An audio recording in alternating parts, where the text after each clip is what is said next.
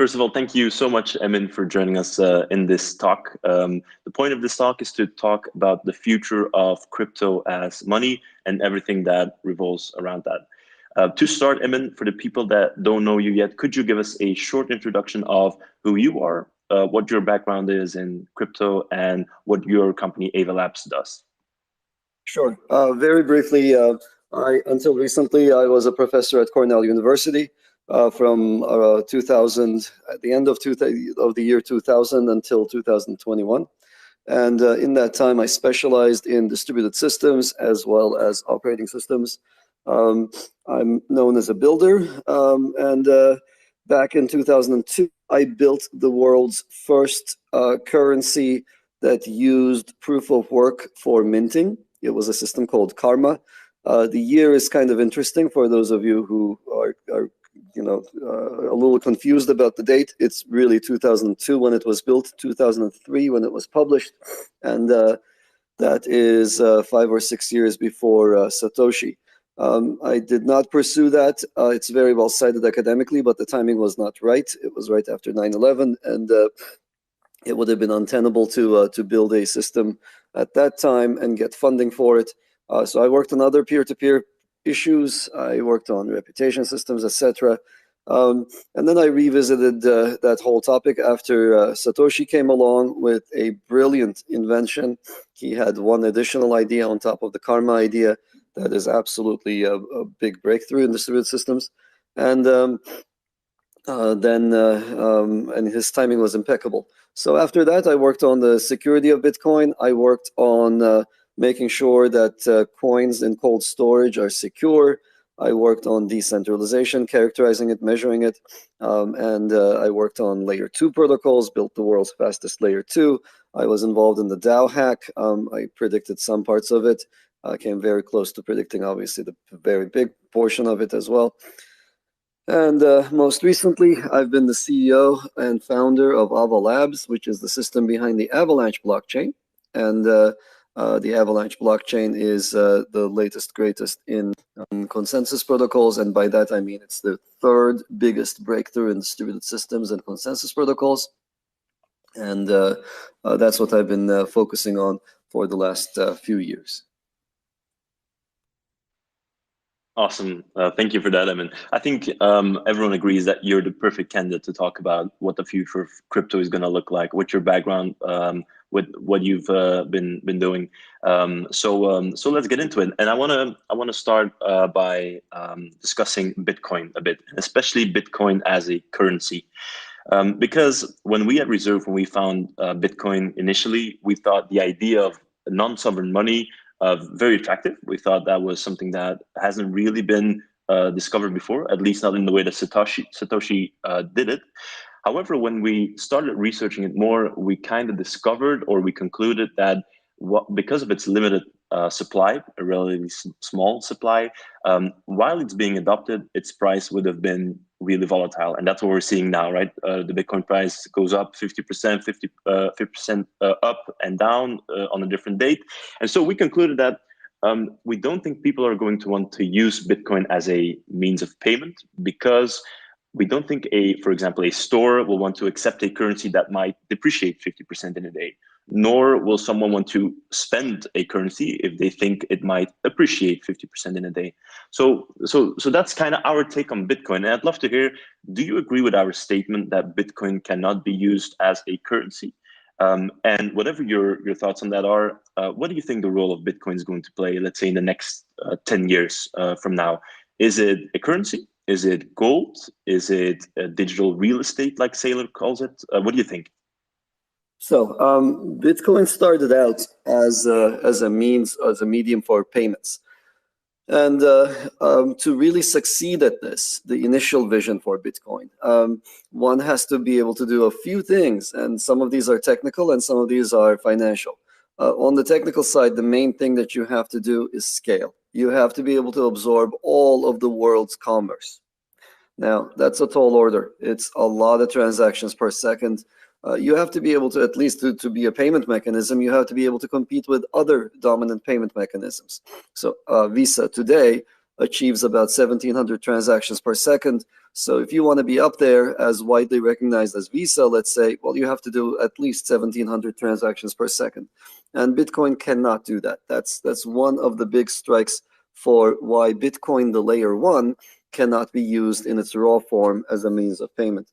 Now everybody, so this is not controversial. Every time I say anything against Bitcoin, people get up in arms, etc. This is something that anybody can look up and measure. And in fact, all of the technical people who work on Bitcoin will immediately admit this as well. So there are additional ways in which one could make it scale, these layer two solutions and so forth. We should talk about those separately perhaps. But when you add a layer two solution, and it's required for your system to be able to achieve its core function, then you're in a funny world. You started out with X, and now you bolted on a Y, and your system is now X plus Y, right? It's like my car is no longer is not able to go fast, so I strapped a jet engine on top. Okay, but it's no longer a car. It's a combination. It's a weird vehicle. It's the Rube Goldberg machine of 4 wheels on the ground and a jet engine on top. So and for a variety of reasons that we can get into later, if you like, these layer two approaches have a bunch of drawbacks. So the privacy, the scalability, etc. issues of layer twos are unsolved. And I say this as the academic who I think did the most work, certainly the academic who built the fastest layer two. I can tell you that there are some fundamental problems with layer two approaches to scaling. So that's one. Your problem, I mean, your question was really about the value, the financial characteristics of the coin, and that's an interesting one. For a system to be used as money, you want its value to stay relatively constant. It needs to stay constant for the duration of a transaction. So if I take out some Bitcoin to pay you, if I take out, let's say, $100 worth of Bitcoin to pay you, and my transaction is going to take about an hour to get to you, well, that value needs to stay at exactly $100. Maybe it can go down by a cent, and maybe you won't mind, but actually you will. Like if I send you $100 worth at this hour, and you receive it in an hour, and it's down to $99.99, that's going to cause a bit of an issue for your bookkeeping, for your accounting. It's not really suitable. So the fact that Bitcoin takes so long to confirm, to finalize, means that its value has to be stable over that time frame, and it just isn't. Just is not. You can't really do, like, you don't know what's going to happen to the price of Bitcoin an hour from now, and an hour is an eternity. So what can you do? And in fact, I can actually one-up this a little bit as well. So not only does it have to remain constant for just the duration of the transaction being finalized, it also has to be constant for the receiving end to the payment. So if the receiver is going to take several hours to take that money and convert it to another form, etc., then the stability has to be over an even larger window. So what was the reaction? Well, I can tell you that in the early days of Bitcoin, people thought as adoption grew, the value will be more stable. So a Bitcoin maxi will say things like, oh, it's still the early days. You don't understand Bitcoin. So typically these maxis always start out by saying, you don't understand Bitcoin, as if they themselves have some magical understanding that, I don't know where they got it from, probably listening to each other say random nonsensical things. But the claim was that as more people adopted and used Bitcoin, the value would become more stable. That's empirically not true. As adoption grew, Bitcoin's volatility reduced a tiny bit, but it's going sideways. For the last few years, the volatility of Bitcoin has not improved. Okay, so why is this? Well, there are a bunch of different dynamics at stake. And for technical reasons, Bitcoin ended up not being able to pursue the payments techniques, being a system for payments. Like we discussed before, I mentioned again, the scalability is just not there. So what did it end up doing? It ended up going after the store of value narrative. Okay, so that's fine. You can do that. You can go compete with gold if you can't compete with the payment systems of the world. That's fine. And I wish it much luck. It's a much better form of value than anything else, right? So Gold is just shiny and heavy and physical and hard to send around the world. So once you start competing with gold, that's fantastic. But what happens is people buy Bitcoin and take it out of circulation. And then the remainder of the money is then the remainder of the currency, the coin, is out there. So float is, there's a natural process that reduces float, and then that float, small float, leads to higher volatility. So at the end of the day, this is my little explanation for what's happening, perhaps. But at the end of the day, no matter how you dice it, we ought to be scientists. We ought to be able to start with basic observations, formulate thoughts, and invalidate them if the observations do not line up with narratives. Okay, so this is not a game just saying stuff. It's a game of saying things and then checking them with the real world. And the real world is speaking loud and clear. It says, this thing is not getting less volatile over time. So I agree with you 100%. It's not a good form of payment. It's not a good currency for the world to use in its current form. And I don't expect it to change. Thank you so much for that, Emin. That was a great explanation. So you would say digital gold is the role of Bitcoin right now. Is that correct? Absolutely. That's what it's going for. That's what all the devs are trying to build. That's what that's its role right now. Okay, awesome. Let's dive a bit deeper into the currency aspect, because if not Bitcoin, and we still want to have a future where cryptocurrency is going to be, let's call it the future of money. Well, from our point of view at Reserve, we think it needs to be a stablecoin. And so I want to dive a bit deeper into stablecoins, especially their designs, because I've studied the history of stablecoins a little bit, and to be honest, it is a little bit depressing if you look at what has happened. We've seen a lot of failed experiments, to be honest. A lot of stablecoins have lost their peg, the only thing that they really need to do.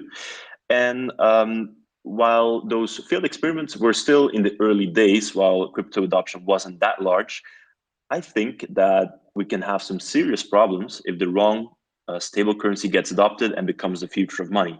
Because let's say if a stable coin has billions in circulating value and then it depegs, I mean, it's disastrous, the effects that could be. So I want to discuss a bit of what experience do you have with different stable coins designs. What I mean by that is, for example, fully collateralized versus partial collateralized versus even algorithmic stablecoins.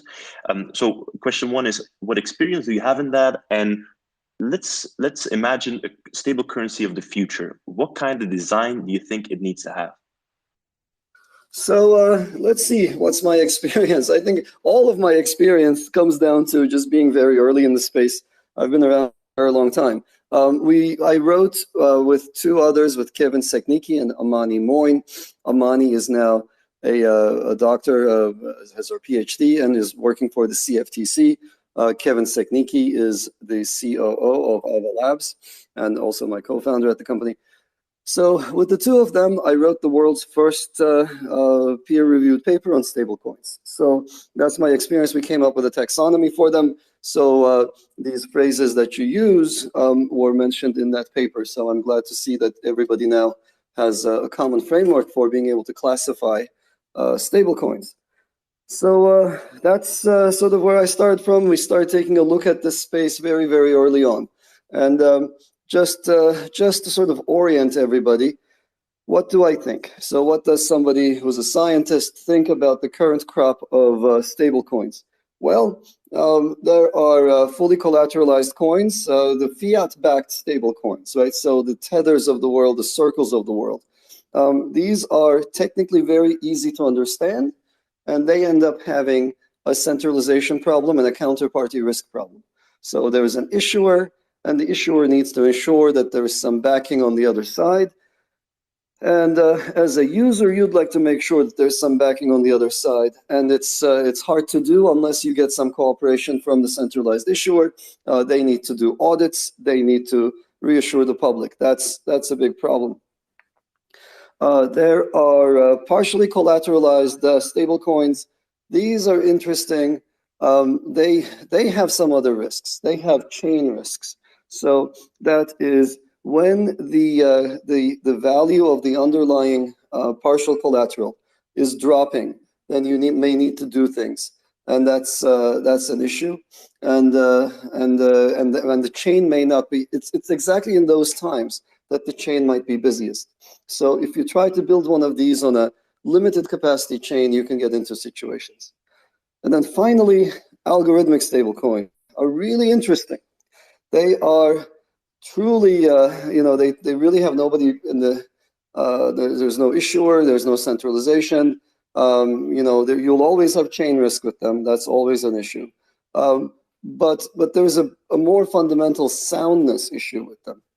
Namely, these algorithmic stable coins all rely on some kind of mechanism, some game theoretic mechanism, right? You end up having multiple coins, you trade one coin for another, etc. It's a bit difficult to get the game theory right. And it's like, if you read our paper, we say it really gently in that manner that academics say it in academic papers, but I'll be very blunt here. The game theory behind these things is completely unproven. It makes perfect sense when there's a lot of demand for the coin. If the universe is clamoring for DAI, let's say, then it's really easy to print more DAI, and the price of DAI is more than $1, then you print more. That's easy. That's the case where if you get lucky enough to be in that mode, you're fine.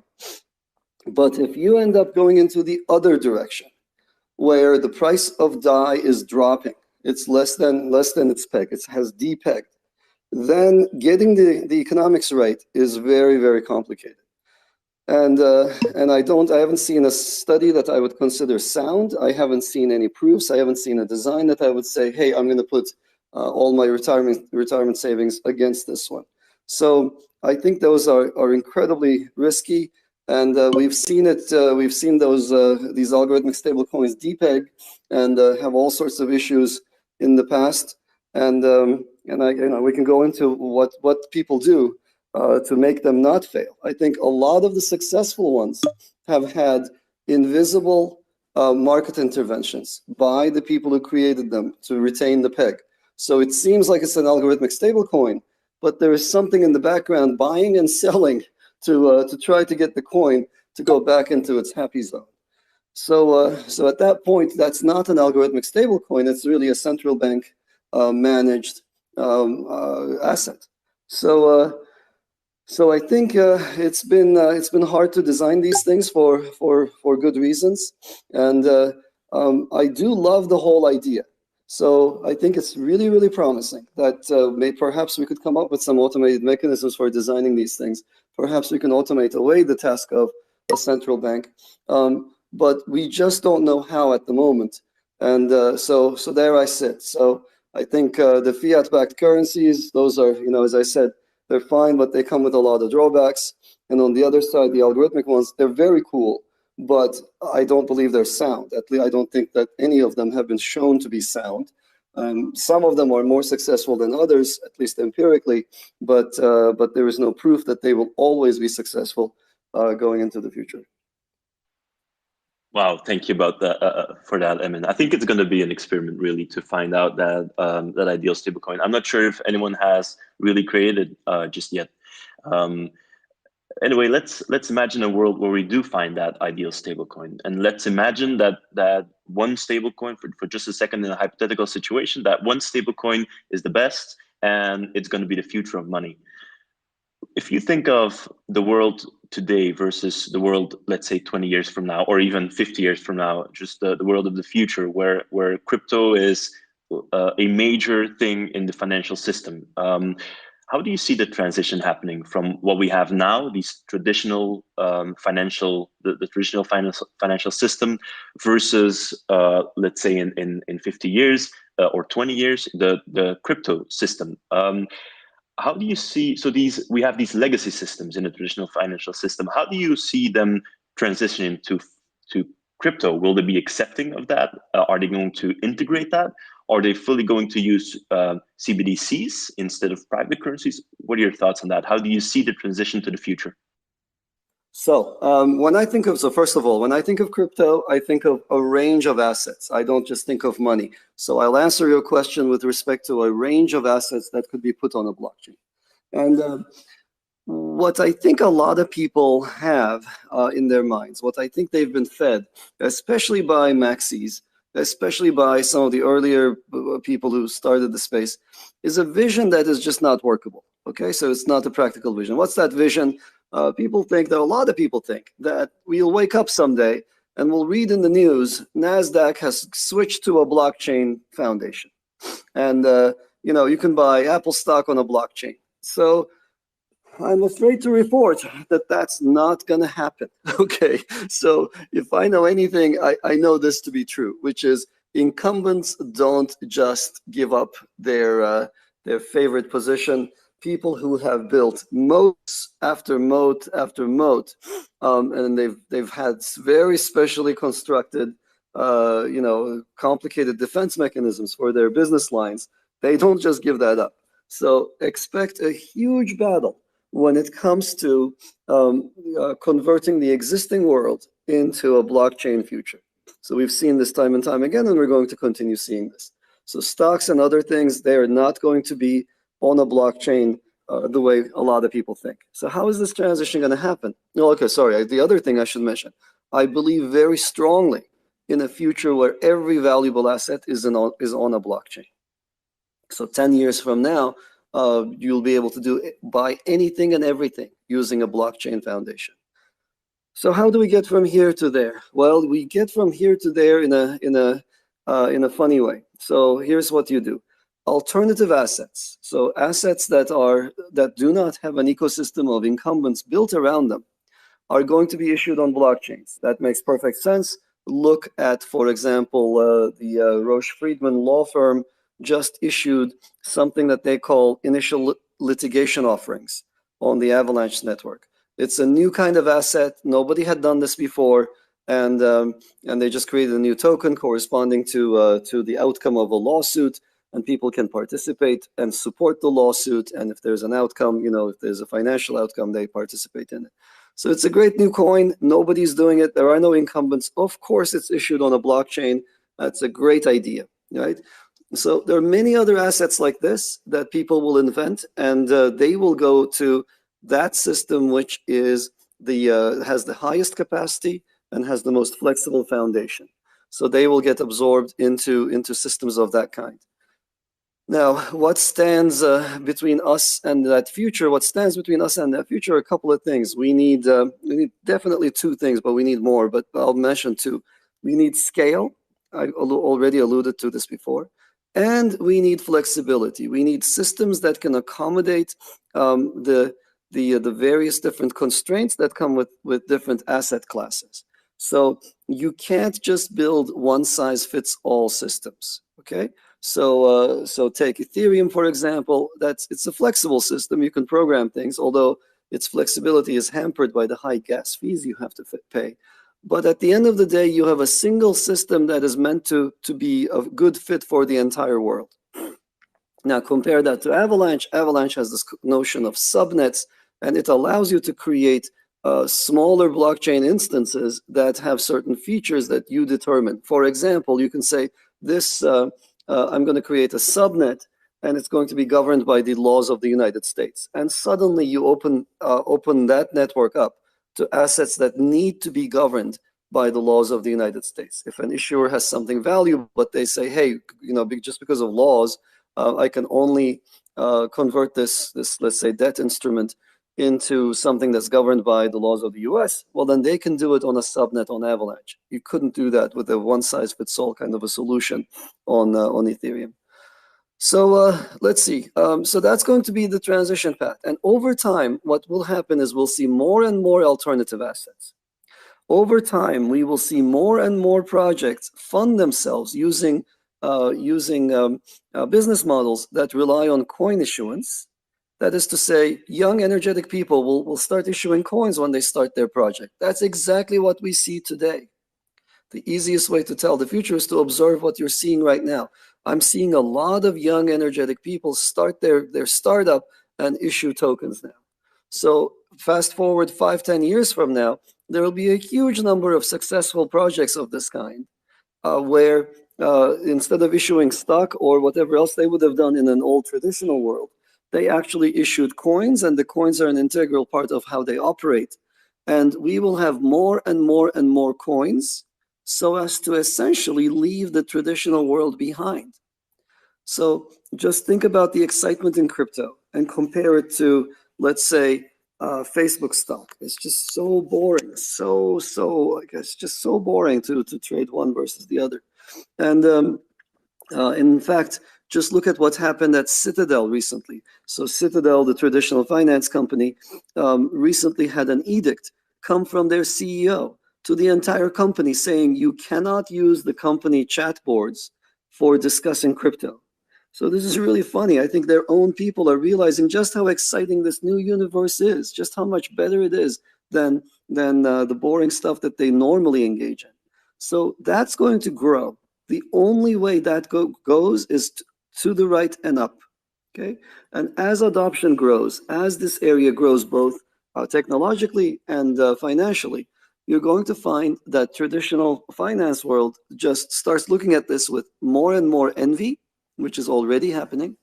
And at some point when the value in crypto is roughly comparable to the value in TradFi, that's when you expect to have that switch over, patch over moment where they say, okay, well, I think it's a lot easier, faster, better for us to put our assets not on these old traditional siloed platforms with very complicated rules, but on this other platform, or to migrate them somehow. So it's going to be a slower process. It's not going to come from the top down. It's not going to be overnight. It's going to be a growth process, starting with the fringe assets that are not well served or that are not well handled by the incumbents today, and then bleeding over to more traditional assets, and driven all the time by this push by new companies that are starting out as crypto native projects. Awesome. I actually want to dive in a bit more into the hurdles you spoke of in that transition, because you mentioned scalability and flexibility, which make total sense for me. When I think of the future of crypto as money, I can think of another one that I don't know yet how it's going to turn out. And I want to give you a scenario. I want to share with you how I think about it, and I'd love to hear your thoughts on it. And the issue I see is with anonymous transactions. So to give some background, as you know, with the Reserve app, we do peer-to-peer transactions. So we do transactions, consumer transactions. People buy groceries, pay their bills, pay rent with the app. And I want to give you a scenario. So imagine that I am a store owner and you are a client or a customer. And let's say that we use some kind of crypto platform to transact, to make that purchase. If you're going to pay in my store, and if one of the main properties of blockchain is its transparency, everything is viewable via an explorer. However, if we're going to do that transaction that I was talking about, whenever you pay through crypto to me, I can check the explorer, I can check the blockchain, and I can not only know your wallet, but I can also see your wallet balance and the transactions that you've made, which at least in my mind is not where we need to go with consumer transactions. But then from the other perspective, so if you listen to that scenario, you might say, okay, well, we'll just make transactions anonymous or whatever. But then from the other perspective, obviously, we also need to be able to provide some transparency to mostly regulators, just because they need to make sure that there's no criminal activity going on. So I don't know, to be honest. I see two views, and I don't really know where the future is going to go. We at Reserve, we have some thoughts, but I'd love to hear, what do you think is going to happen? Are anonymous transactions going to be regulated out of existence, or do you see a future for them? So first of all, I don't see anonymous transactions disappearing anytime soon. Why? Because they are unregulable. You cannot really ban encryption, and you cannot ban the use of cryptography in that fashion. So the regulators will never like them, but they're not going anywhere. They're not going away. So that's I don't want to make a normative statement, but if I were to actually take my scientist hat off and be myself for a second, that's wonderful. So why? Because we all need financial privacy, just like we all need privacy. So to be a real human online, you need privacy, and to be able to have actual economic transactions in the world, you need that to extend to the financial world as well. So I see a lot of innovation about to happen in that anonymous transaction space. It's a really exciting space from a techie perspective, but also it comes with risks. What risks does it come with? It comes with some societal risk. It can enable things to happen that we don't want to have happen. So what are those things? Terrorists can be financed through anonymous transactions, and people can sell things that you don't want them to sell. But societies have every right to regulate certain kinds of behaviors. So I don't believe, I'm not one of these crazy people who says things like, oh, everything should be free, etc. I'm not. That's wrong. So but what's the right approach? So from my perspective, at least, I think law enforcement has to stop trying to regulate out of existence behaviors it does not want using the financial system. Okay, so they're just going to have to go do policing work the good old-fashioned way, and Lord knows that's easy, right? It's not as hard as one would think. I understand the temptation to say, look, you just may not do XYZ, and come up with very complicated rules to follow for financial transactions, and regulators will be very tempted to preserve these things. But from a tech perspective, they came from an era where we only knew how to build client-server systems, and they came from an era where we only had just a handful of these systems. When you go to the future, where anyone can build one of these things and they're truly unstoppable, well, then there is really no choice but to go back to proper policing, as opposed to trying to do the policing using the financial system. Move the enforcement elsewhere. And that's, I think, the right start to this entire process. And that's the right foundation, because you will need to have that policing capability anyway. So that's what I think about anonymous transactions. They're cool from a tech perspective. They do interesting things. They're super uncool from a societal perspective. Oh, and let's talk a little bit about regulators and their role. And the regulators play a crucial role in this, in enforcing the needs of the society on people who develop technologies. Now, the problem is that enforcement is really difficult with blockchain tech, and so we will also end up seeing technologies that make transactions private to everybody, but visible to regulators. I think that's also a welcome trade-off in this design game, and it's eminently possible. Again, on a flexible system like Avalanche, you can build these things any which way you like, and have solutions that have any property, whether it's full anonymity or partial anonymity of this kind, or whatever it is, pseudonymity. So I think there's going to be a lot of experimentation going forward. If there are any regulators listening to this, I hope they take away the idea that there are many techies out there who respect what they do and want to help them, but also realize that the tech itself is just ungovernable and unregulable, and therefore the regulators cannot just use the financial system to get what they want. They will have to do other things, such as do enforcement at the physical level as opposed to the financial system level. Yeah, that makes sense.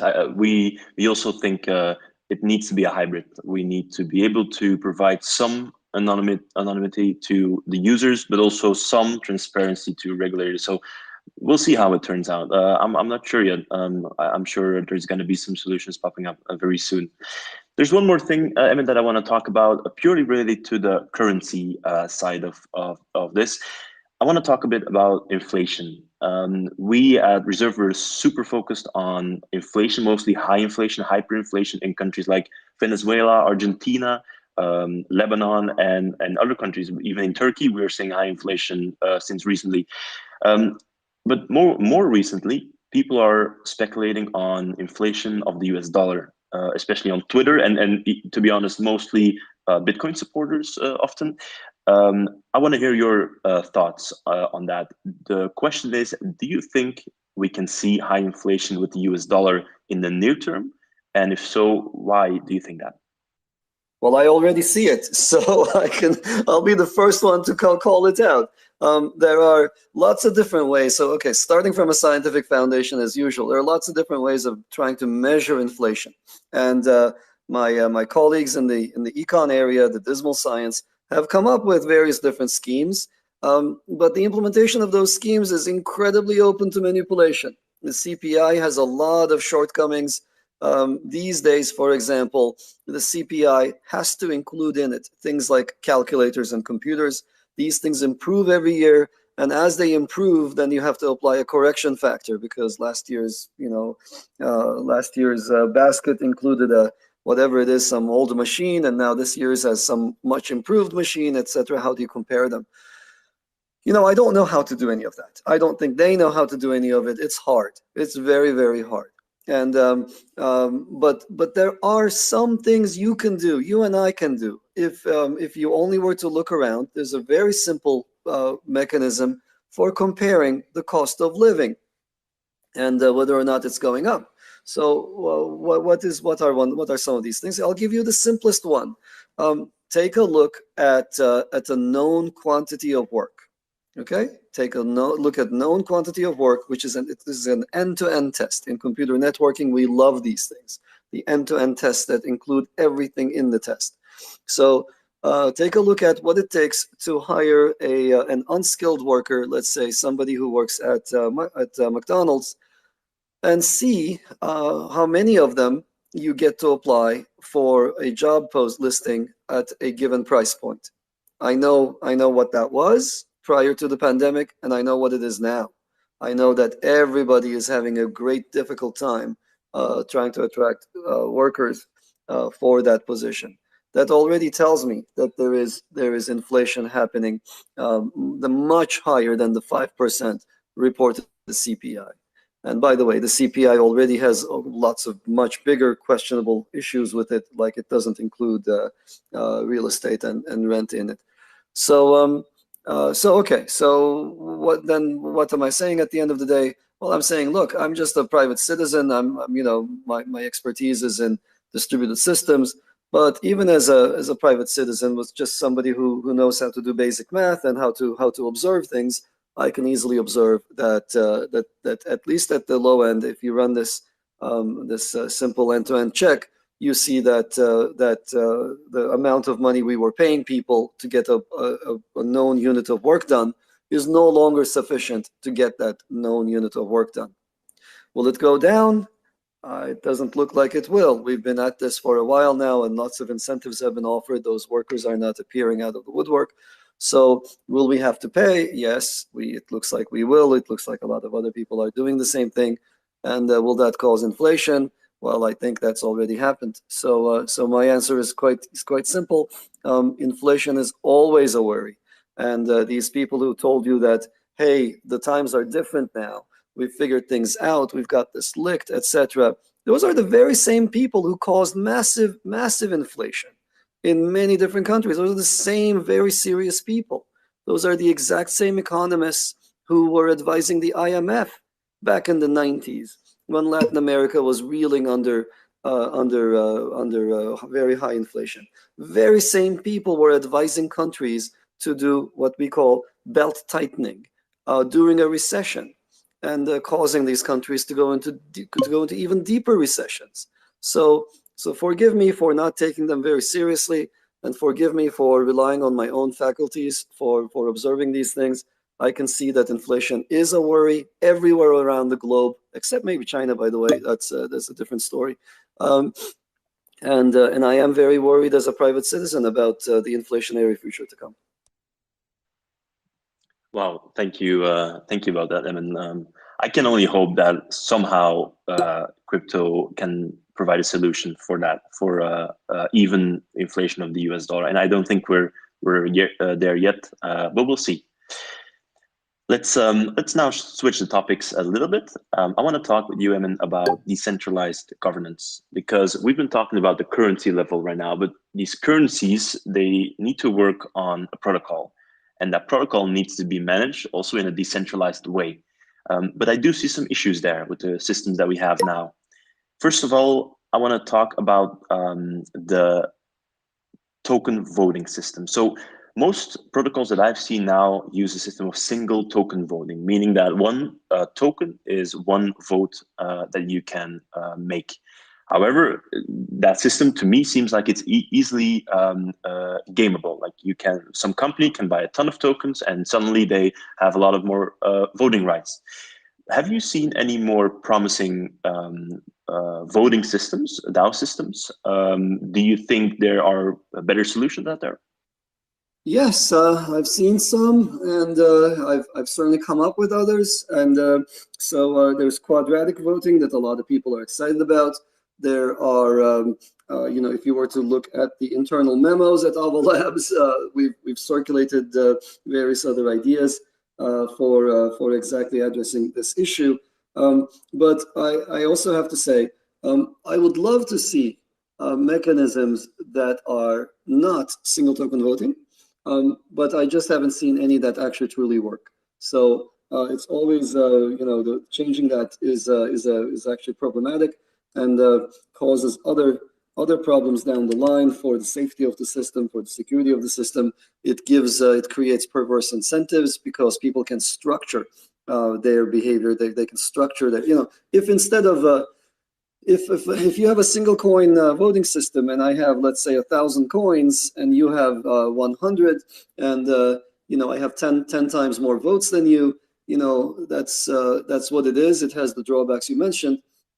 If you try to do anything else, then you will give me a reason to restructure my holdings, and I will always have more voice than you. And in fact, I might, in so doing, you might give me an even bigger voice in your voting system.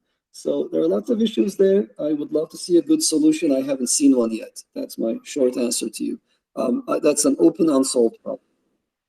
Yeah, I think the same, really. I've seen some suggestions of other solutions, but I don't think we're there just yet. So I guess we'll have to see who comes out with the ideal solution. One more thing about DAOs, and this is a bit more of a philosophical questions that I have, and it's more of a thesis that I have myself. So when you think of traditional, let's say, startup companies have leadership that create a vision for the company, and then they have a team that executes on that vision. When the goals have been achieved, then they create a new vision and they innovate and they continue to build. However, I'm seeing some protocols or some solutions in crypto that are managed by a DAO. And I feel like because let's say the governing power of the product, of the protocol is now distributed, we're kind of, and this is a thesis, I might be wrong in this, I'd love to hear your opinion, but I feel like in some cases, we're kind of losing that innovation, that leadership of a central entity. Because there's not now many leaders, there's also not really one true leader that can do the innovation, or a group of leaders. What do you think about that? Does that make sense to you? Yeah, that's a common pattern, I think, is that when you have a single person leading it or a small group leading a project, they create a Schelling point, so to speak, a social Schelling point around which all decisions revolve. So when you switch to a DAO, you go from a small team to a DAO-based governance model, then suddenly the entire process can change.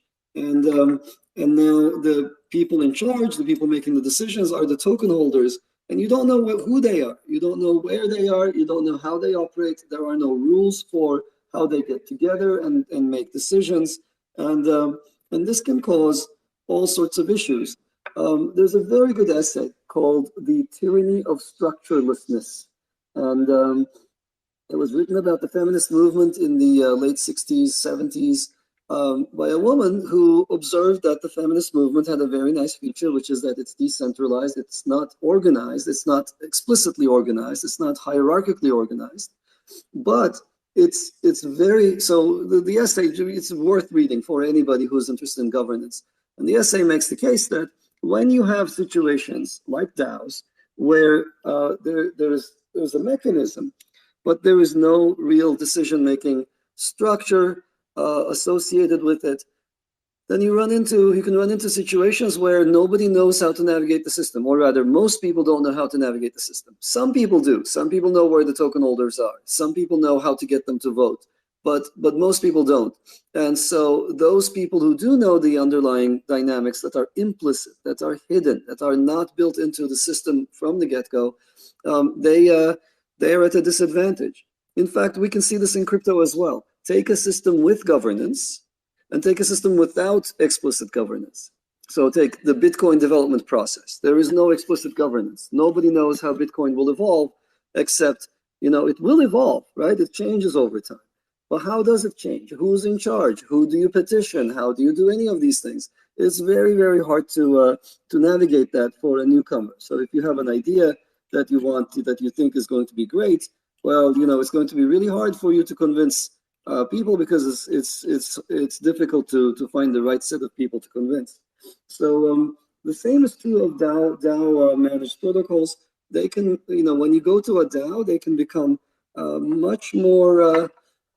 The entire thing becomes much more amorphous, much more difficult to navigate. And in fact, what appears to be a decentralized DAO on the surface can end up being essentially a very rigid process managed by just a few people. Well, we've seen this with certain projects as well. It appears as if they are token driven, but in reality, just a small handful of people have enough tokens to block anything they don't like and to pass anything they do like.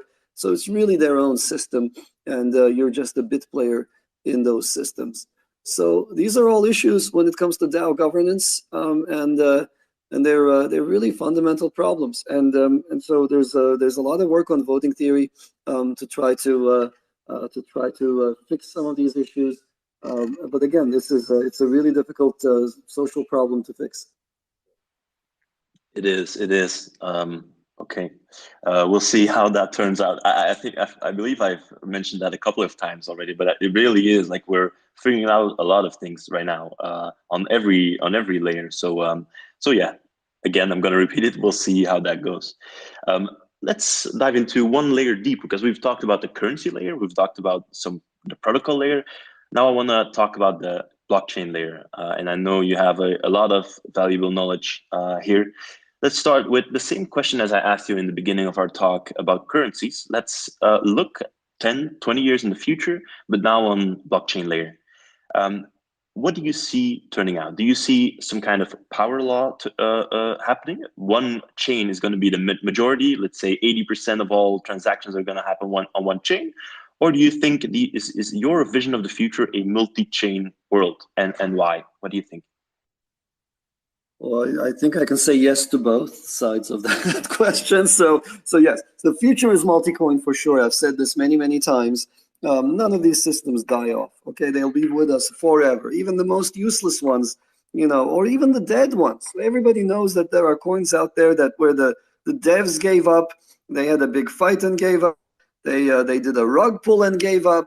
They deleted their social media and gave up. There's nothing happening for the coin, and yet there is still an item on the order books, and it has a price. These things get traded. They never die off and disappear. So that's a good starting point. What is important in these systems is growth. There will be some systems that are technically capable of absorbing the new value that's coming into blockchains. And those systems will grow. They will grow faster than others. And if you have a derivative that's faster than your competitors, then over time it compounds. This is the beauty of exponential growth. So some of these systems will grow to be much, much, much larger. Some of these systems, I think I alluded to Avalanche subnets, they have the right foundation to be able to branch out and accommodate more use cases than others. So they will grow much bigger, much faster, in my opinion, than others that lack the technical means to do so. So in the future, what's going to happen? Well, we'll always have Bitcoin. It'll be around. It'll be great. Time will tell if it succeeds at becoming the next digital gold. These other systems, there will be some of them. Some of them I see as very nice experimentation grounds. And then there are those systems that are actually fast enough, flexible enough to really absorb what I think will be coming on to blockchains, which is many hundreds of trillions of value that is currently not in digital form. So at Ava Labs, that's always been our vision, that we want to digitize everything. And I think the future is going to be with every single valuable asset traded and tradable on a blockchain. And that future is really, really fun. And that's where we're going to be, I think, in some time to come. Right. If we imagine a multi-chain world, let's say I can't see a world where, let's say, it's multi-chain, and those chains wouldn't communicate with each other. So let's talk a little bit about bridges. I'm honestly a little bit skeptical about bridges, or at least the solutions we have now. But you can correct me if I'm wrong. Maybe I'm missing something. So the way I think about it, the bridges we have now, or at least the systems that I have seen, are mostly, I would say, centralized, or sometimes the companies behind them call them decentralized, but they still rely on a very small amount of validators of the bridge who can easily cooperate and still act as one central entity. And so that's why I'm a little bit skeptical about what we have now. Am I right in saying that, or are there fully decentralized bridges right now? And what's the future going to look like of bridges? So, okay, so that's a great question. So here's what I think on the bridging front. We have a large number of systems, each with their own valuable assets. And it's now, this year, this coming next 12 months, it's going to be the war of bridges. Every single system out there is going to have their own bridging solution to try to tap into that value, to bring it onto their ecosystem, and to have their ecosystem grow faster than others. At Avalanche, we've been incredibly successful at this because we built the world's cheapest, fastest, most convenient bridge. And in reality, also, let me add this part as well. The distinctions between layer ones and layer twos, it's really immaterial. So they matter to people like me. They matter to a bunch of propeller heads that are really, incredibly deep into distributed systems. But at the end of the day, you have different systems connected by bridges. Let me also add this other thing, by the way. So there were, about 2 years ago or 3 years ago, it was really, really fashionable to talk about interoperability, and we ended up having a bunch of coins that came out and said, hey, we're the interoperable coin. And if you look at what they were suggesting, they're saying, hey, if you build everything using our system, then the things you built interoperate with each other. Well, that's true for the Avalanche sub as well, but we never pitched them as interoperability, because doing so would be A, dishonest because it's not really interoperable. B, doing so would betray that we don't even understand what the heck we're talking about. And every single other entity that I've seen do this interoperability thing, I just have great disdain for. They don't understand what they're doing, or if they do, then they're being dishonest. That's not how interoperability will work. Interoperability means you have disparate protocols that are being connected, and they're not using your protocol, and therefore you have to have a bridge to connect them. Layer twos use bridges. They use terrible bridges that tie up your money, that sit on it for 7 days or more at a time. So there's all sorts of issues with those. And layer ones are competing with each other in building a trustless bridge. Now, these bridges end up having huge amounts of value on them. You want the bridge to operate successfully. You want the bridge to operate well. You want the bridge to be not subject to any misbehavior. So how do you do this? Well, the thing that most people know about, so if I were to tell them, hey, I want to build something that is trustless, well, the thing they know about is how to build a smart contract. So they build a bridge using a smart contract. And that's okay. So, but the problem is you can only bridge to networks that support smart contracts. That's one problem. The second problem with this is those kinds of bridges tend to be very, very slow, because on one end you'll have to get multiple people to attest to things that happen on Ethereum, for example. We used to have an old bridge on Avalanche that worked like this. It was such a pain in the neck. It was a terrible, terrible piece of software. Lots of other competitors are using it. So there were many bugs in it that we had to patch, that we discovered. So I know some of the bugs might actually exist still, so we did inform them. So I'm hoping that they've been fixed. But ultimately, we abandoned that bridge. It just is not a good technology to do things this way. So so what other technologies are there? Well, I think the world was stuck. They didn't know about other things they could do to build a trustless bridge. So at Avalanche, we ended up building, or rather at Ava Labs, we ended up building a bridge using a different technology. So there's something called SGX from Intel that allows you to build a piece of software that is unmolestable. So that is, even the person operating that software is not in a position where they can change any bit of that code. If they change any bit of the code, then the hash of the software changes, and then the keys belonging to that software become invalidated. So that is, it's kind of like, if you were to try to hack a game, well, then suddenly the game has a different hash. So games are not protected by the software.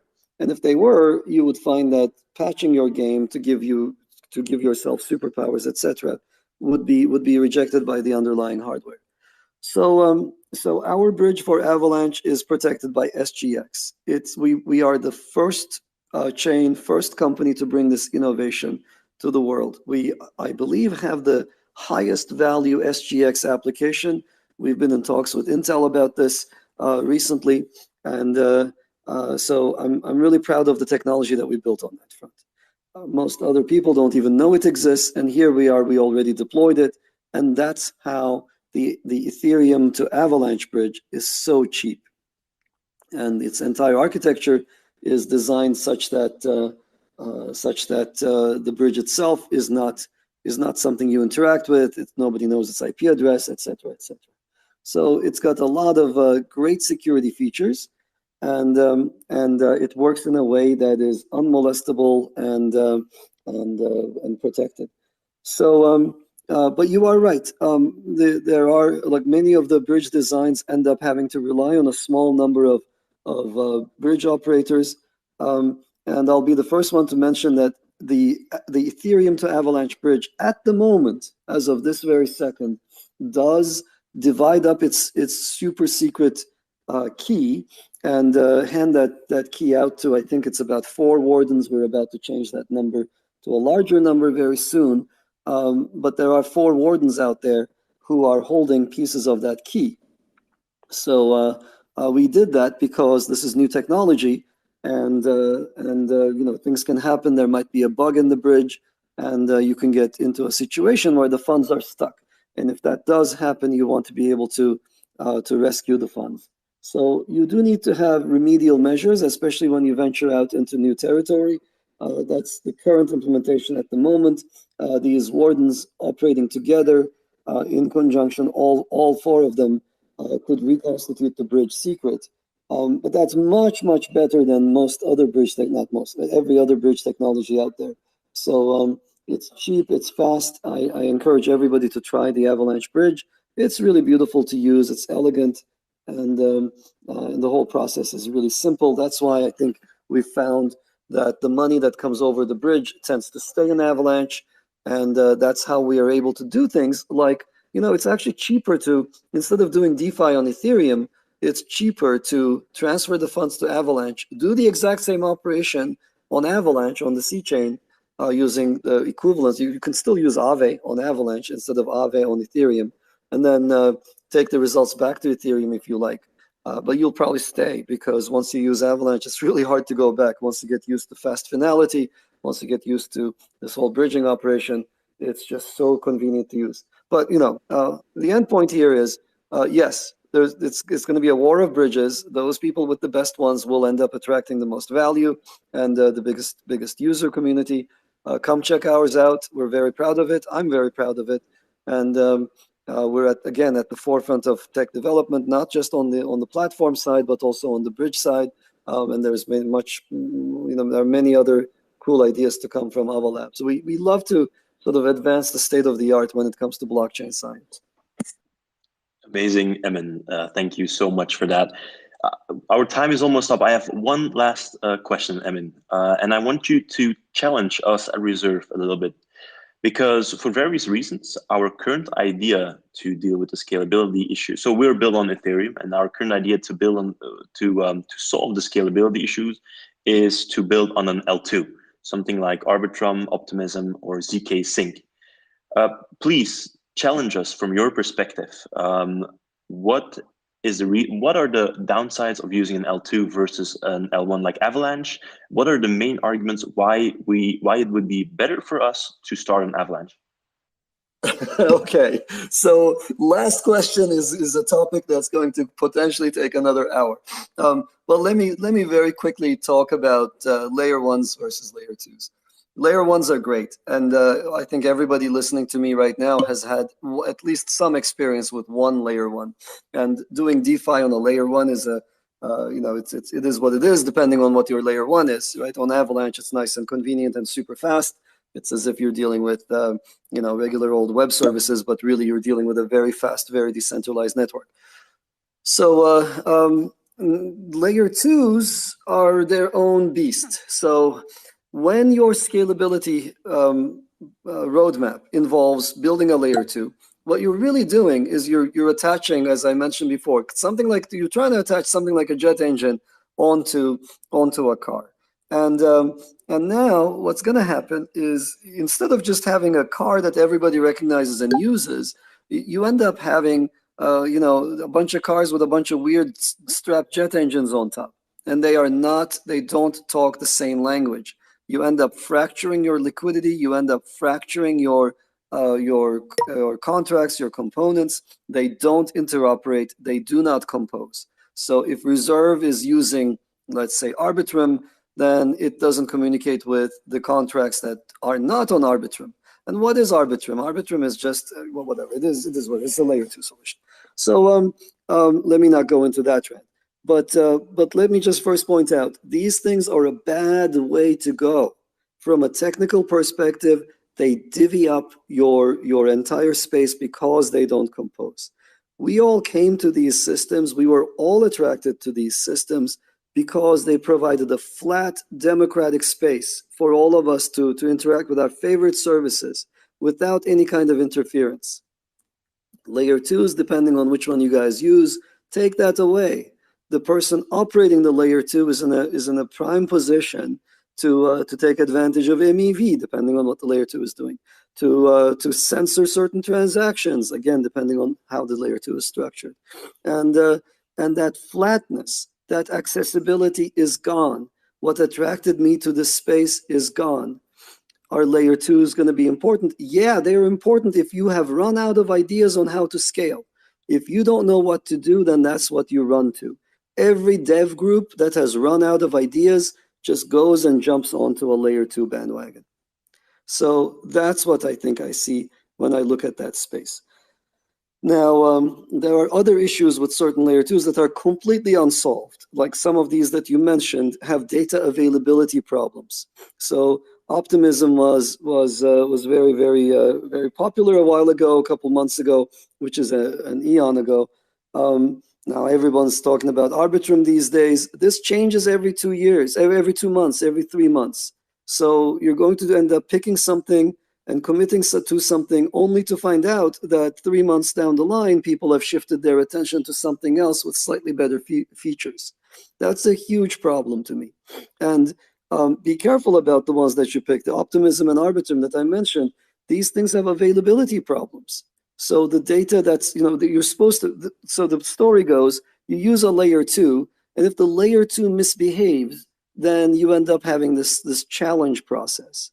Well, what are you going to challenge? How are you going to process those challenges? How are you going to construct those fraud proofs on a system where underlying transactions are so expensive, where the data was not available to the system in the first place? That's the entire point of a layer two, is to take transactions away, to not have the load be incident on the underlying platform. It has a lot of data of its own. It has a whole history of transactions that the layer two processed that the layer one never saw. And now you're saying, hey, there was a problem. I got cheated out of some money. Well, okay, how are you going to go and prove this? You have to somehow go through a massive portion of the transactions that actually happened in that layer two. And that data may not be available to you. And this is a really big problem for many of the layer twos out there. The ZKP-based ones, the zero-knowledge ones, try to solve this. But then they have the problem that generating one of their zero-knowledge proofs takes about 8 to 12 hours of really hard work. So now you got another problem, which is, okay, well, you came into this universe, and taking money out requires a very, very complicated proof. So overall, what am I left with? I'm left with a vision that somehow these things could work. And can you strap a jet engine on top of a car? Yeah, you can. Why not? Right? You just weld it on. And do you get something elegant as a result? No, that thing's gonna steer like a crazy thing. So that's exactly what we find with layer 2s. You can strap them on all you like. What people really came to the space for was flat, easy access, democratic access, blockchain as a rendezvous point for everybody, as a single rendezvous point, as opposed to this complicated structure, this Rube Goldberg machines that people are trying to build. To me, this signals a lack of ideas, a lack of means to evolve the layer 1. And it's an indication that layer 1 is not going anywhere, is not going to be able to deliver scale and speed. And yeah, I like the layer 2 solutions, but I just don't see them as permanent or even desirable in any shape or form. Wow, Emin, this talk was absolutely amazing. I personally learned a lot, and I hope it's the same for the audience here. If anyone here in the audience didn't catch part of this talk, we're going to upload the recording to our YouTube channel, the Reserve YouTube channel, where you can re-listen to it. And that should be up in the next couple of days. Well, Emin, again, thank you so much for this incredible talk. I wish